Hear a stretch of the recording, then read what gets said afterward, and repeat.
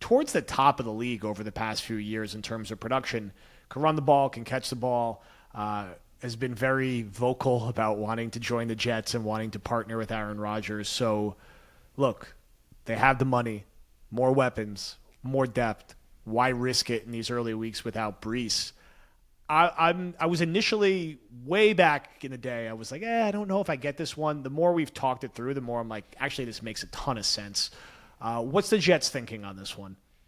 Well, number one, you're just adding talent, right? That's like coaches and personnel guys will always tell you that when you ask a question like that. They'll start with simply, and Robert Saleh was very open about this, it's just adding talent. And even if you are in the camp that thinks Dalvin Cook is not at the prime of his career when he was clearly safely a top 7 running back in the NFL for a couple years there, he's definitely taken a step back. He wasn't great last year.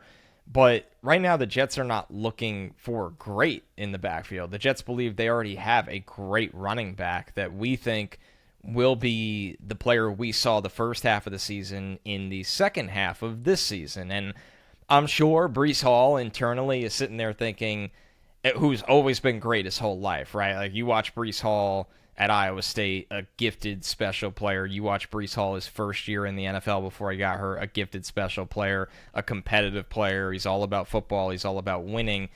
He probably internally is thinking, well, I'm ready to rip off 1,400 yards this year on a million carries. And the Jets, sometimes with young players, especially young players that are in a stage of their life where they're just all about football and doing what they've always done, you have to protect them from themselves. And I think for the